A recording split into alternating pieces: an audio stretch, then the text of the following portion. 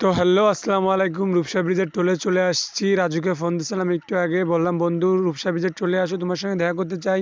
তো একের পর এক গাড়ি আসতেছে কিন্তু বন্ধু আসে না। একখান গাড়ি আছে সুন্দরবন, তো কোনো বন্ধুর কোনো দেখা পেলাম না। বন্ধুকে বললাম যে একটা ভিডিও করব তোমার সঙ্গে, যে বন্ধু পিছনে গাড়িতে চলে আসছে।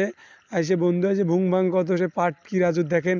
আইসে বলছে যে কাঁঠাল গাছ তো ভাইরাল, এখানে আমি পিকচার আনলেই ভাইরাল হয়ে যায়।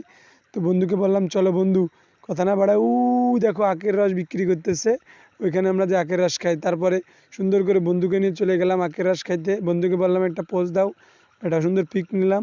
বন্ধুকে নিয়ে পিক নেওয়ার পরে এবার ভাবছি যে ভিডিও তো করবো দুইজনে, কিন্তু ক্যামেরাম্যানকে তো ক্যামেরাম্যান খুঁজে পাচ্ছি না। এদিক থেকে আবার গাড়ি চলে আসে। বন্ধুকে বললাম যে বন্ধু মাল তো বিক্রি করতে হবে, অনেক দেরি করা যাবে না, গপাগপ খাও। তো আখের রসের বিল আগে দেওয়া যাবে না। আমি চিন্তা করতেছি যে এই যে আখের রস ভাঙাচ্ছে যে মামা, এই মামাকে দিয়েই ক্যামেরা ধরাবো আজকেরা, ঠিক আছে? তো মামাকে দিয়ে ক্যামেরা ধরাতে হবে, আগে বিল দিলি তো মামা ক্যামেরা ধরবে না। এই কারণে আখের রস খাইতে হবে, খাওয়া দাওয়ার পরে আগে ভিডিও করে তারপরে আখের রসে বিল দিতে হবে।